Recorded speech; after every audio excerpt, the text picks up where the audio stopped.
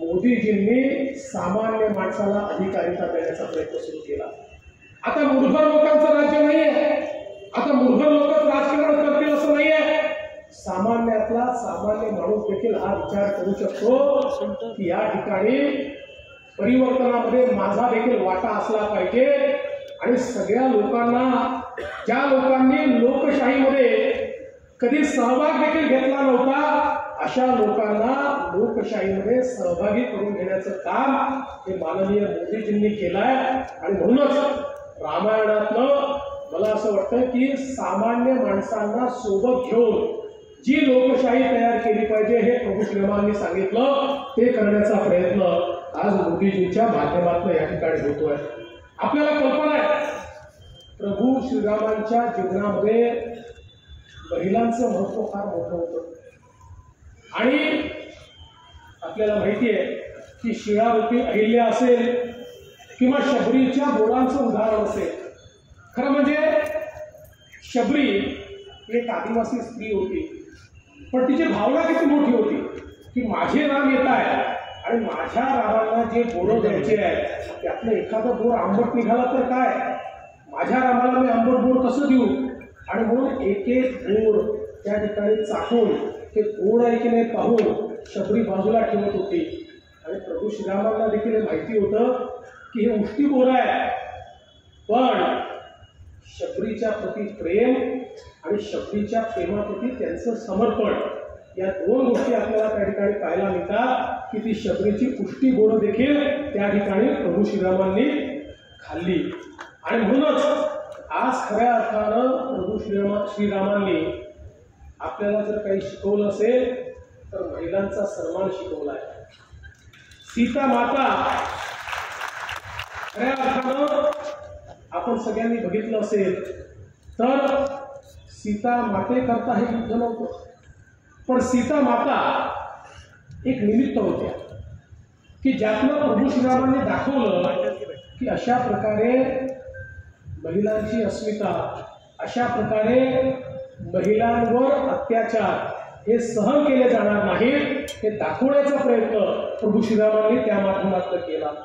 आज आपण पाहतोय आपले प्रधानमंत्री मोदीजी देखील सातत्याने हे सांगतात की भारताला जर विकसित राष्ट्र व्हायचं असेल तर भारताच्या 50% लोकसंख्या ज्या महिला आहेत यांना मानव संसाधनामध्ये परिवर्तित केलं तरच भारत प्रगती करू शकेल। आणि जगाच्या पाठीवर ज्या देशांनी प्रगती केली त्यांनी 50% लोकसंख्या असलेल्या महिलांना मानव संसाधनामध्ये रूपांतरित केलं।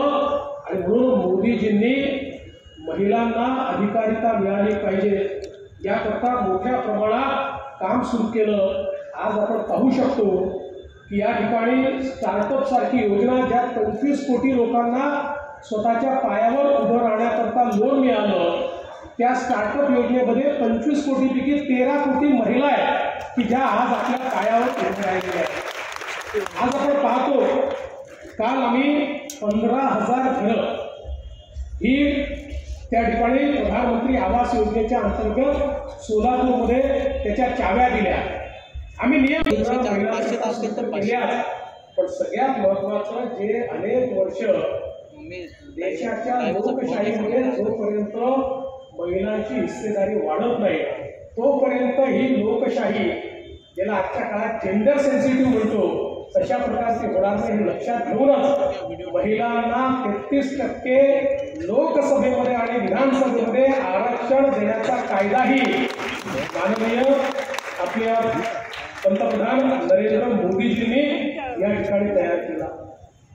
आत्मनिर्भर भारत, आपल्याला कल्पना आहे प्रत्येक राष्ट्रामध्ये एक शक्ती असते, पण त्या शक्तीची आठवण आणि त्या शक्तीचं जागरण करावं लागतं। हनुमंताला ज्यावेळेस सांगितलं की बाबा रे समुद्र पार करून तुम्हाला जायचं आहे आणि लंकेमध्ये सीता मातेला तुम्हाला भेटायचं आहे आणि त्यांना त्या ठिकाणी सांगायचं आहे घाबरू नका, हनुमंत म्हणाले मी जाणार कसं आहे, मला कसं शक्य आहे, एवढा मोठा समुद्र आहे, हा समुद्र मी कसा पार करणार आहे। त्या हनुमंतांना त्यांच्या शक्तीची जाणीव करून दिली गेली की हनुमंता अरे तू कोण आहेस जो लहानपणी सूर्य गिळायला निघाला होता, सूर्याकडे क्षणी ती शक्ती हनुमंताच्या लक्षात आली, त्या क्षणी हनुमंताने हनुमान उडी मारली, थेट लंकेत गेले, सीतामाईला भेटले आणि रावणाने शेतीला आग लावली तर संपूर्ण लंका जाळूनच त्या ठिकाणी परत आले. ही ताकद हनुमंताची त्यांना त्याची आठवण करून द्यावी लागली होती. आज तशाच प्रकारे भारताच्या शक्तीची जाणीव ही मोदीजींनी भारताला करून दिली. भारताची आध्यात्मिक शक्ती, भारताची सर्व प्रकारची शक्ती ही मोदीजींमुळे आपल्याला समजली. आज बघा, आत्मनिर्भर भारतचा नारा दिला. कोविडच्या नंतर जगातल्या सगळ्या अर्थव्यवस्था कोलमडल्या, पण एक अर्थव्यवस्था कोलमडली नाही. आणि कोविड नंतर जगामध्ये सर्वात वेगाने धावणारी अर्थव्यवस्था ही आपल्या भारताची अर्थव्यवस्था आहे. आता 5व्या क्रमांकावर आपण आलो, कारण आपली ताकद आत्मनिर्भर भारतच्या माध्यमातून मोदीजींनी आपल्याला आठवण करून दिली. आणि आज त्याचा परिणाम काय आहे? आज परिणाम असा आहे की जगातल्या सर्वात जास्त डिजिटल ट्रान्झॅक्शन्स मध्ये भारताचा क्रमांक आहे. आता डिजिटल ट्रान्झॅक्शन मध्ये आपण चीनला देखील मागे टाकलेला आहे आणि स्टार्टअप इकोसिस्टीम मध्ये आपण दुसऱ्या क्रमांकावर आलो. पुढच्या 2 वर्षामध्ये चीनला मागे टाकून स्टार्टअप मध्ये देखील भारत पहिल्या क्रमांकावर येणार आहे. इनोव्हेशन मध्ये आज आपली परिस्थिती अशी आहे की इतक्या मोठ्या प्रमाणात आपण इनोव्हेशन सुरू केलेले आहे की भारत हा पहिला देश झाला की ज्याने चंद्राच्या दक्षिण ध्रुवाला रामराज्य आणि आपण पाहतोय गेल्या 9 वर्षामध्ये गरिबी निर्मूलनाचा जो कार्यक्रम माननीय मोदीजींनी हातामध्ये घेतला, गरीबाला अधिकारिता मिळाली, गरीबाला वीज मिळाली, गरीबाला पाणी मिळालं, गरीबाला शौचालय मिळालं, गरीबाला घर मिळालं, गरीबाच्या हाताला काम मिळालं. आज आपण पाहू शकतो वेगवेगळ्या योजनांच्या माध्यमातून देशामध्ये 9 वर्षामध्ये हा खरोखर एक मोठा रेकॉर्ड आहे. पण ज्यांच्या मनामध्ये राम आहे, ज्यांच्या कामामध्ये राम आहे, त्यांच्याच हातून हे घडू शकतं. आणि म्हणून रामराज्याची संकल्पना मांडत मोदीजींनी या ठिकाणी निश्चितपणे हे कार्य करून दाखवलं. आणि एवढंच नाही तर जो शेवटचा माणूस आहे, आमचे छोटे छोटे काम करणारे आहेत, आमचे बाळा बलुतेदार आहेत, ज्यांनी खऱ्या अर्थानं गावगाडा सांभाळला, अशा सगळ्या लोकांकरता विश्वकर्मासारखी योजना असेल, आमच्या रस्त्यावर बसणाऱ्या लोकांकरता, ठेलेवाले, पटरीवाले यांच्याकरता स्वनिधी सारखी योजना असेल, कोणत्याही जाती धर्माचा विचार न करता मोदीजींनी गरिबी निर्मूलनाचं कार्य हातामध्ये घेतलं. आणि हे कार्य करत असताना हे राम कार्य आहे, त्यामुळे याच्यामध्ये भ्रष्टाचार चालणार नाही. मोदीजींनी अशी व्यवस्था उभी केली. राजीव गांधी म्हणायचे, मी दिल्लीहून 1 रुपया पाठवतो तर शेवटच्या माणसाला 15 पैसे मिळतात, 85 पैसे व्यवस्था खाऊन टाकते. मोदीजींनी सांगितलं 1 रुपया पाठवून तर पूर्ण 1 रुपया शेवटच्या व्यक्तीपर्यंत पोहोचेल, 1 पैसा कोणाला खाऊ देणार नाही. त्यामुळे भ्रष्टाचार मुक्त अशा प्रकारची व्यवस्था ही मोदीजींनी त्या ठिकाणी तयार केली. आणि खऱ्या अर्थानं आज आपण पाहतोय प्रभू श्रीरामांनी ज्या प्रकारे सामान्य माणसाला अधिकार दिला आणि प्रभू श्रीरामांनी कधी भेदभाव केला नाही. प्रभू श्रीरामांच्या पूर्ण जर आपण त्यांचं चरित्र बघितलं तर त्या चरित्रामध्ये कुठेही आपल्याला परिवारवाद पाहायला मिळत नाही. प्रभू श्रीरामांनी स्वतः त्या ठिकाणी वनवासी ते गेले, पण वनवासात जात असताना त्यांनी हा विचार केला नाही राज्य कोण चालवेल, माझ्यानंतर काय होईल, माझ्यासाठी सगळं राहिलं पाहिजे, असा कधी विचार त्यांनी केला नाही. त्यांच्या पूर्ण जीवनामध्ये स्वतःपेक्षा, परिवारापेक्षा समाज हा श्रेष्ठ होता. आणि म्हणूनच आज आपण पाहतोय की असं नाही आहे की कुठल्या परिवारातल्या व्यक्तींनी राजकारणामध्ये येऊ नये. राजकीय माणसाच्या परिवारातले लोकही राजकारणात आले तर त्याला कुठली हरकत नाही आहे. पण त्यांचं निवड एवढंच क्वालिफिकेशन आहे की ते एखाद्याचा मुलगा आहे, मुलगी आहे, नातू आहे, सून आहे, केवळ एवढ्याच क्वालिफिकेशनवर मात्र त्यांनी त्या ठिकाणी येऊ नये. त्यांनी आपलं कर्तृत्व दाखवलं पाहिजे. आणि म्हणून मला असं वाटतं की प्रभू श्रीरामांनी सांगितलं राज्य सर्वसामान्यांचं असलं पाहिजे. हे राज्य हे केवळ मूर्ख लोकांचं असू नये, आणि आज आपण पाहतोय मोदीजींनी देखील सामान्य माणसाला त्या ठिकाणी खऱ्या अर्थानं अधिकार दिला। आज प्रभू श्रीरामांना आपण युगपुरुष म्हणतो। का युगपुरुष म्हणतो? याचं कारण त्या त्या युगाची तत्व ठरवणारी, मूल्य ठरवणारी जी माणसं असतात ती युगपुरुष असतात। त्यांनी जे केलं ते सगळ्यात महत्वाचं काय आहे तर आपण तर म्हणतो की प्रभू श्रीराम हे देव। रावणाला तर वर होता की त्या ठिकाणी गंधर्व, किन्नर, देव कोणीच तुम्हाला मारू शकणार नाही, पण प्रभू श्रीरामांनी सामान्य माणसाचा जन्म त्या ठिकाणी घेतलाय आणि त्यांनी विचार केला असता तर कदाचित एवढ्या मोठ्या सैन्याची आवश्यकता देखील पडली नसती। पण जोपर्यंत सामान्य माणसाच्या मनामध्ये आपण असुरी शक्तीचा निपात करू शकतो असा आत्मविश्वास जागृत होत नाही तोपर्यंत समाज असुरी शक्तीपासून मुक्त होत नाही।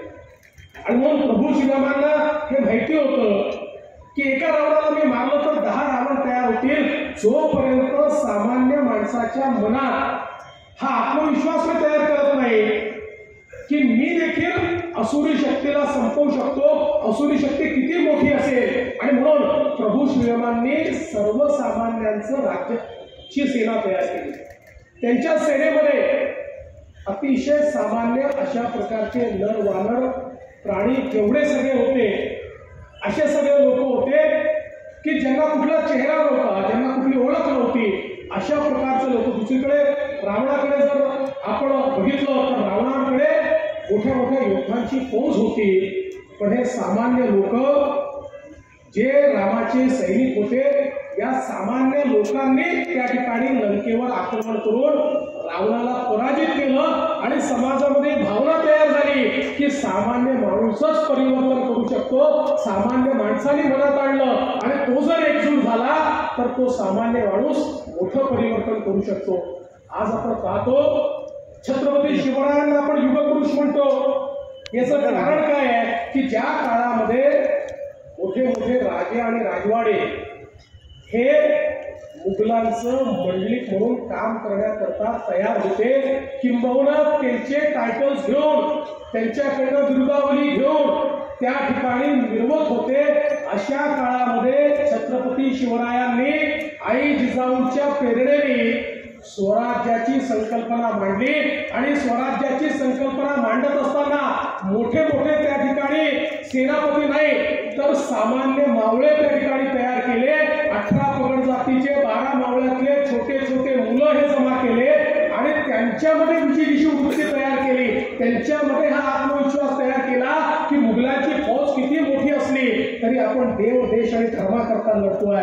हे जे लढणारे लोक आहेत हे पगाराकरता लढतायत, त्यांच्या राजाकरता लढतायत, त्यांना लोकांवर अत्याचार करायचे म्हणून लढतायत। आपण जे लढतोय ते सामान्य माणसाकरता लढतोय। रामराज्याची संकल्पना ही संकल्पना काही पहिल्यांदा आपण मांडतो असं नाहीये। तर आपण बघितलं तर तुकाराम महाराज म्हणतात, झाले रामराज्य काय उणे आम्हासी, झाले रामराज्य काय उणे आम्हासी, धरणी धरी पीक गाई ओवल्या म्हैसी, राम वेळोवेळा आम्ही गाव ओविये, तळिता कांडिता जेविता ग बाईये, स्वप्नीही दुःख कोणी न देखे डोळा, नामाच्या गजरे भय सुटले कळी काळा, तुका म्हणे रामसुख दिले आपुले, नव्या तया गर्भवासी येणे जाणे कोणतीले। त्यामुळे रामराज्याची संकल्पना ही तुकाराम महाराजांनी देखील मांडली की रामराज्य काय आहे हे तुकाराम महाराजांनी सांगितलं। आपल्याला कल्पना आहे की महात्मा गांधींनी देखील सातत्याने रामराज्याची संकल्पना मांडली होती आणि महात्मा गांधी काय म्हणत होते की ज्या राज्यामध्ये कुठलाही भेदभाव नाही, ज्या राज्यामध्ये गरीब कल्याणाचा विचार होतो ते राज्य म्हणजे खऱ्या अर्थानं रामराज्य। आणि म्हणूनच रामराज्य म्हणजे नेमकं काय? सुशासन, पारदर्शिता, समान संधी आणि वसुधैव कुटुंबकम याचा एकत्रित विचार म्हणजे रामराज्य. कर्तव्य, श्रमप्रतिष्ठा, सेवाभाव, प्रयत्नभाव, कर्मभाव या सगळ्यांचं एकत्रित मिश्रण म्हणजे रामराज्य. रामराज्य म्हणजे माननीय मोदीजींनी जी संकल्पना मांडली आहे, दहशतवाद मुक्त भारत, गरिबी मुक्त भारत, परिवारवाद मुक्त भारत, महिलांचा सन्मान करणारा भारत, आत्मनिर्भर भारत, एक भारत श्रेष्ठ भारत, या सगळ्या संकल्पना या रामराज्याच्या संकल्पना आहेत ज्या मोदीजींनी या ठिकाणी आपल्याकडे मांडलेल्या आहेत. आणि आपण सगळ्यांनी बघितलं पाहिजे की आज ज्या प्रकारे प्रभू श्रीरामांनी अगदी लहानपणे आपल्याला माहिती आहे की ऋषींनी प्रभू श्रीरामांना कशा करता बोलवून घेतलं, तर राक्षस हे त्या काळामध्ये सज्जन शक्तीला त्रास देत होते. आणि जे काही ऋषी मुनी यज्ञ करायचे, जे काही त्या ठिकाणी वेगवेगळ्या प्रकारचे कर्मकांड करायचे, याच्यामध्ये विघ्न हे राक्षस टाकायचे. आणि म्हणून दशरथाकडे त्यांनी विनंती केली आणि सांगितलं की प्रभू श्रीरामांना तुम्ही पाठवा, आम्हाला या राक्षसांपासून मुक्ती द्या. म्हणजे दहशतवादापासून मुक्तीची सुरुवात ही प्रभू श्रीरामांनी त्या ठिकाणी केली. त्या राक्षसाचा निपात करून प्रभू श्रीरामांनी त्या ठिकाणी सांगितलं की सज्जन शक्तीला जर कोणी त्रास देईल तर अशा दुर्जन शक्तीचा निपात हा त्या ठिकाणी होणारच. आणि आज तेच आपल्याला पाहायला मिळत आहे. या भारतामध्ये माननीय मोदीजी ज्या दुर्जन शक्ती आहेत, ज्या शक्ती भारताला खिळखिळ्या करणाऱ्या आहेत, ज्या शक्ती भारतामध्ये दहशतवाद माजवणाऱ्या आहेत, आज आवश्यकता पडली तर सर्जिकल स्ट्राईक होतो, आवश्यकता पडली तर एअर स्ट्राईक होतो. आणि 370 कलम हटवून दुर्जन शक्तीला सांगितलं जातं की भारताचे तुकडे आम्ही तुम्हाला करून देणार नाही. त्यामुळे रामराज्याची जी संकल्पना आहे, दहशतवाद मुक्त अशा प्रकारचं राज्य, ते दहशतवाद मुक्त राज्य श्रीरामांच्या माध्यमातून या ठिकाणी तयार होत आहे. दुसरं प्रभू श्रीरामांनी काय सांगितलं, प्रत्येकाला समान अधिकार. त्याकरताच ही अतिशय आनंदाची गोष्ट आहे की 22 जानेवारीला माननीय प्रधानमंत्री महोदयांच्या हाताने प्रभू श्री रामललांच्या मूर्तीची प्राणप्रतिष्ठा होते. आपल्याला कल्पना आहे की 1528 साली बाबराचा सेनापती मीर बाकी यांनी प्रभू श्रीरामांचं मंदिर त्या ठिकाणी तोडलं, ध्वस्त केलं. आणि त्याच्या पाठीमागची भावना एकच होती की भारतीय समाजाला, हिंदू समाजाला ऊर्जा कोणापासून मिळते, तर ती प्रभू श्रीरामांपासून मिळते, ती प्रभू श्रीकृष्णांपासून मिळते. आणि म्हणून ज्यांच्यापासून ऊर्जा मिळते त्यांनाच जर आपण ध्वस्त केलं तर भारतीय संस्कृती, भारतीय विचार पद्धती ही आम्ही संपवू शकतो.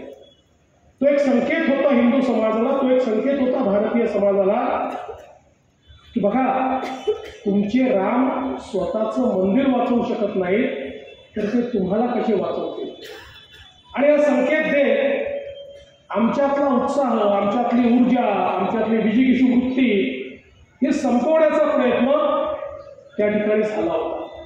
आणि मग त्या ठिकाणी तो बाबरी ढाचा तयार झाला. मुळामध्ये ही मस्जिद कधीच नव्हती. मीर बाकीने देखील त्या ठिकाणी कधीही नमाज अदा केली नाही. तो ढाचा कलंकाचा ढाचा होता. भारतीयांना आम्ही पराजित केलाय, रामाला मानणाऱ्यांना आम्ही पराजित केलाय, आजपासून तुम्ही आमचे गुलाम आहात, आम्ही श्रेष्ठ आहोत असं श्रेष्ठत्व दाखवणारा, आपल्याला गुलामीत टाकणारा असा गुलामीचा तो ढाचा होता. आणि मला अतिशय आनंद आहे की कारसेवकांनी 6 डिसेंबर 1992ला गुलामीचा ढाचा तोडून त्या ठिकाणी पुन्हा एकदा राम मंदिराची स्थापना केली. त्यावेळी आपला नारा होता, रामलला हम आएंगे, मंदिर वही बनाएंगे. 6 डिसेंबर 92 दिवाळीच्या रात्री मंदिर वही बन गया. मग आमचा नवीन नारा सुरू झाला, रामलला हम आएंगे, मंदिर भव्य बनाएंगे. आता ते भव्य मंदिर देखील त्या ठिकाणी होत आहे. ही अत्यंत आनंदाची गोष्ट आहे. आणि मी तर हे म्हणेन की आज या रामायण महोत्सवाच्या निमित्ताने ज्यावेळेस मी या ठिकाणी आलो त्यावेळी याचं उद्घाटन हे मी उपमुख्यमंत्री म्हणून करत नाहीये. याचं उद्घाटन मी कारसेवक म्हणून करतो, रामसेवक म्हणून करतो. आणि मला असा अभिमान आहे की सर्व कारसेवांमध्ये जाण्याची संधी मला मिळाली, रामसेवा करण्याची संधी मला मिळाली. आणि निश्चितपणे सगळ्या कारसेवकांकरता जो 22 जानेवारीचा दिवस आहे तो अतिशय आनंदाचा अशा प्रकारचा दिवस आहे. आणि म्हणून निश्चितपणे मला असं वाटतं की एक नवीन सुरुवात आज या निमित्ताने आपण करतो, एक नवीन अस्मिता. माननीय मोदीजी नवभारताची निर्मिती करतायत. त्या नवभारताच्या निर्मितीला एक नवीन अस्मिता ही 22 जानेवारीपासून प्राप्त होत आहे. ज्या प्रकारे पंचप्रण देऊन माननीय मोदीजींनी सांगितलं गुलामगिरीच्या जेवढ्या निशाण्या आहेत त्या आपल्याला संपवायच्या आहेत. आणि जे आपलं आहे, जी आपली संस्कृती आहे, जो आपला विचार आहे ते आपल्याला प्रस्थापित करायचं आहे. गुलामगिरीची अंतिम निशाणी आपण संपवतोय आणि रामलला त्याच ठिकाणी विराजमान होत आहेत. म्हणजे नवभारताची नव अस्मिता ही 22 जानेवारीपासून माननीय मोदीजींच्या हस्ते होते. आता खरं म्हणजे काही लोक या कार्यक्रमाला जात नाही आहेत, ते कसे जातील? काही लोक प्रश्न विचारतात मोदीजींनी काय केलं, हे तर कोर्टाचा निकाल होता. मी त्यांना विचारू इच्छितो 2007 साली याच कोर्टामध्ये सर्वोच्च न्यायालयामध्ये तुम्ही ॲफिडेव्हिट दाखल केलं. काय ॲफिडेव्हिट होतं? ॲफिडेव्हिट दाखल केलं होतं राम काल्पनिक आहे, रामाचा जन्म त्याच ठिकाणी झाला याचा कुठला पुरावा नाही आहे. आणि त्यामुळे या संदर्भात कन्क्लुझिव्हली आम्ही काही सांगू शकत नाही. म्हणजे यांनी पूर्ण व्यवस्था उभी केली होती की सुप्रीम कोर्टाने राम जन्मभूमीवरचा आपला अधिकार संपवावा आणि सांगावं की इथे कुठलंही मंदिर आहे याचा पुरावा नाही, रामलला इथे जन्माला आले याचा पुरावा नाही, त्यामुळे या ठिकाणी मंदिर राहू शकत नाही, ते बांधलं जाऊ शकत नाही.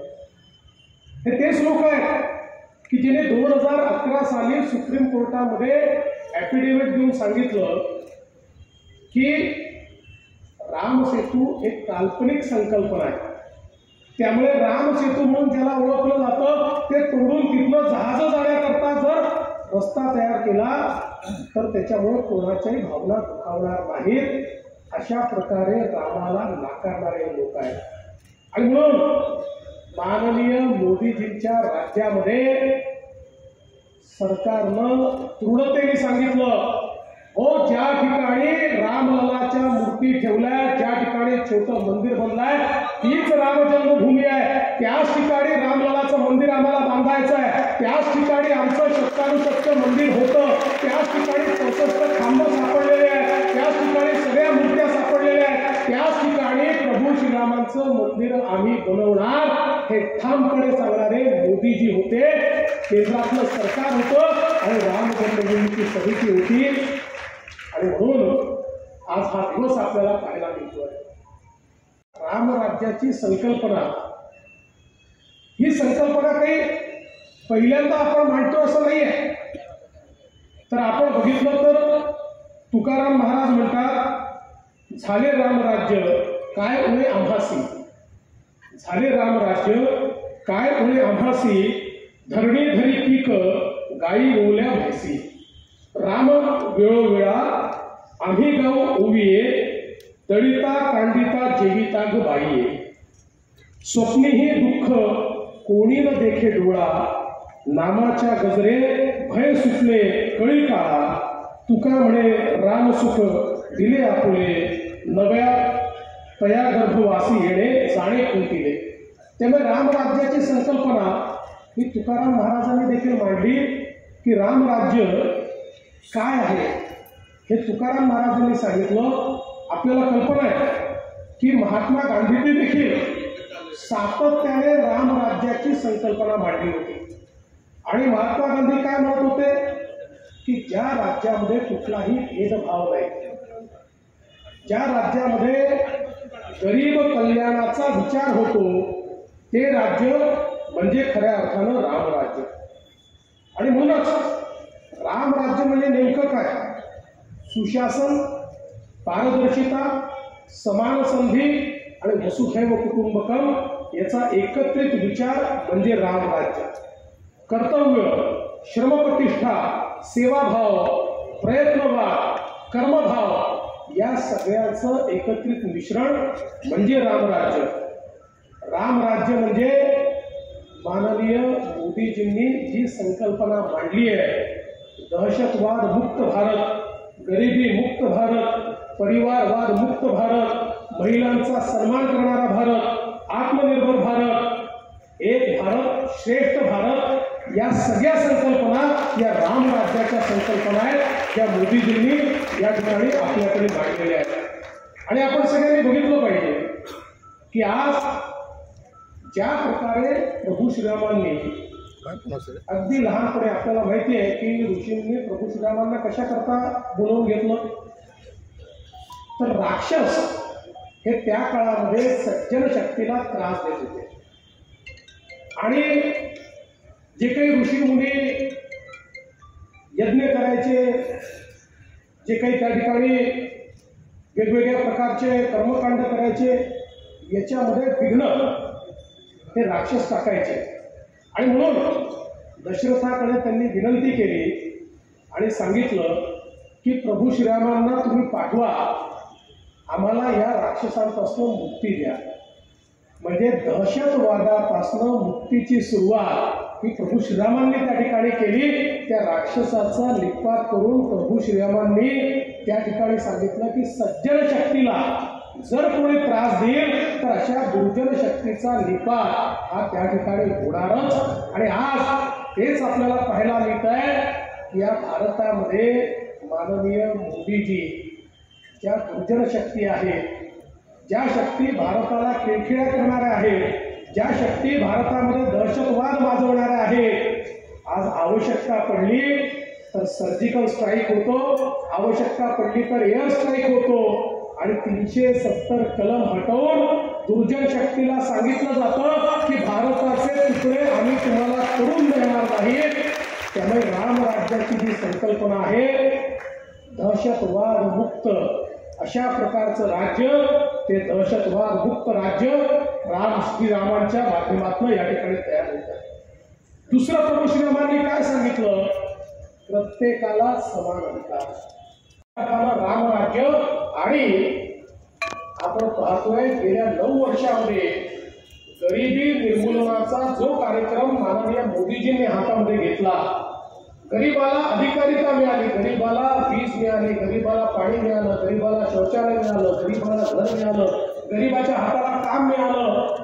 आज आपण पाहू शकतो वेगवेगळ्या योजनांच्या माध्यमातून देशामध्ये 9 वर्षामध्ये हा खरोखर एक मोठा रेकॉर्ड आहे.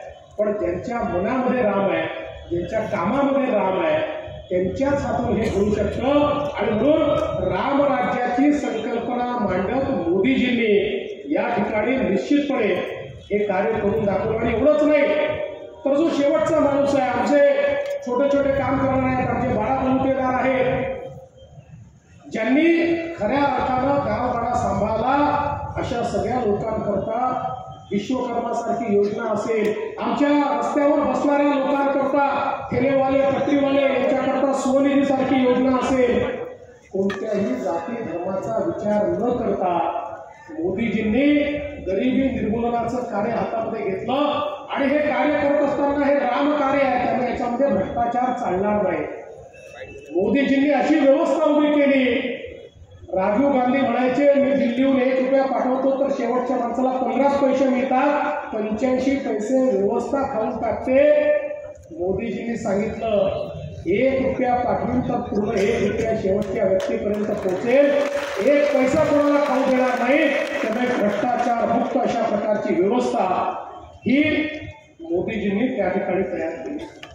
आणि खऱ्या अर्थानं आज आपण पाहतोय प्रभू श्रीरामांनी ज्या प्रकारे सामान्य माणसाला अधिकार दिला आणि प्रभू श्रीरामांनी कधी भेदभाव केला नाही. प्रभू श्रीरामांच्या पूर्ण जर आपण त्यांचं चरित्र बघितलं तर त्या चरित्रामध्ये कुठेही आपल्याला परिवारवाद पाहायला मिळत नाही. प्रभू श्रीरामांनी स्वतः त्या ठिकाणी वनवासी ते गेले, पण वनवासात जात असताना त्यांनी हा विचार केला नाही राज्य कोण चालवेल, माझ्यानंतर काय होईल, माझ्यासाठी सगळं राहिलं पाहिजे, असा कधी विचार त्यांनी केला नाही. त्यांच्या पूर्ण जीवनामध्ये स्वतःपेक्षा परिवारापेक्षा समाज हा श्रेष्ठ होता. आणि म्हणूनच आज आपण पाहतोय की असं नाही आहे की कुठल्या परिवारातल्या व्यक्तींनी राजकारणामध्ये येऊ नये. राजकीय माणसाच्या परिवारातले लोकही राजकारणात आले तर त्याला आपण कुठली हरकत नाही आहे. पण त्यांचं निवड एवढंच क्वालिफिकेशन की ते एखाद्याचा मुलगा मुलगी आहे, नातू आहे, सून आहे, केवळ एवढ्याच क्वालिफिकेशनवर मात्र त्यांनी त्या ठिकाणी येऊ नये. त्यांनी आपलं कर्तृत्व दाखवलं पाहिजे. आणि म्हणून मला असं वाटतं की प्रभू श्रीरामांनी सांगितलं राज्य सर्वसामान्यांचं असलं पाहिजे. हे राज्य हे केवळ मूलभूत लोकांचं असू नये. आणि आज आपण पाहतोय मोदीजींनी देखील सामान्य माणसाला त्या ठिकाणी खऱ्या अर्थानं अधिकार दिला.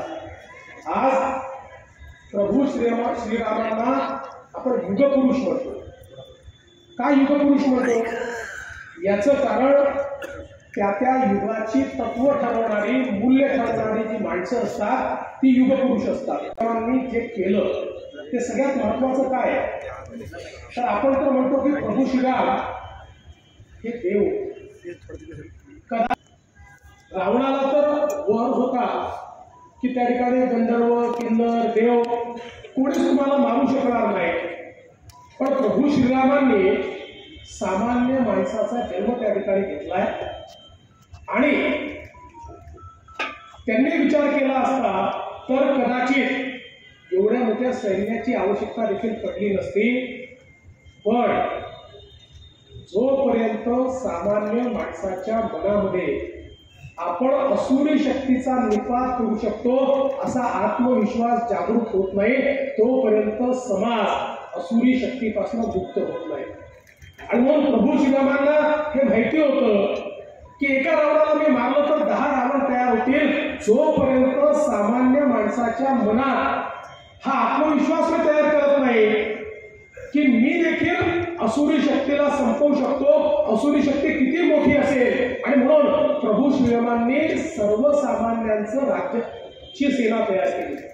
त्यांच्या सेनेमध्ये अतिशय सामान्य अशा प्रकारचे नर वानर प्राणी जेवढे सगळे होते असे सगळे लोक होते की ज्यांना कुठला चेहरा नव्हता, ज्यांना कुठली ओळख नव्हती, अशा प्रकारचे लोक. दुसरीकडे रावणाकडे जर आपण बघितलं तर रावणाकडे मोठ्या मोठ्या योद्धांची फौज होती. पण हे सामान्य लोक जे रामाचे सैनिक होते या सामान्य लोकांनी त्या ठिकाणी लंकेवर आक्रमण करून रावणाला पराजित केलं. आणि समाजामध्ये भावना तयार झाली की सामान्य माणूसच परिवर्तन करू शकतो. सामान्य माणसाने मनात आणलं आणि तो जर एकजूट झाला तर तो सामान्य माणूस मोठं परिवर्तन करू शकतो. आज आपण पाहतो छत्रपती शिवरायांना आपण युगपुरुष म्हणतो.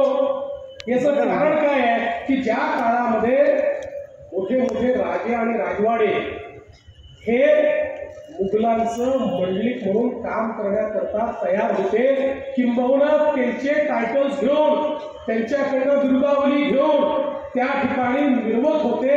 अशा काळामध्ये छत्रपती शिवरायांनी आई जिजाऊंच्या प्रेरणेने स्वराज्याची संकल्पना मांडली. आणि स्वराज्याची संकल्पना मांडत असताना मोठे मोठे त्या ठिकाणी सेनापती नाही तर सामान्य मावळे त्या ठिकाणी तयार केले. 18 पगड जातीचे 12 मावळ्यातले छोटे छोटे मुलं हे जमा केले आणि त्यांच्यामध्ये विजयीची वृत्ती तयार केली, त्यांच्यामध्ये हा आत्मविश्वास तयार केला की मुघलांची फौज किती मोठी असली तरी आपण देव देश आणि धर्माकरता लढतोय. हे जे लढणारे लोक आहेत हे पगाराकरता लढतायत, त्यांच्या राजाकरता लढतायत, त्यांना लोकांवर अत्याचार करायचे म्हणून लढतायत. आपण जे लढतोय ते सामान्य माणसाकरता लढतोय. पदाधिकारी आणि उपस्थित सर्व भगिनी आणि बंधूंनो,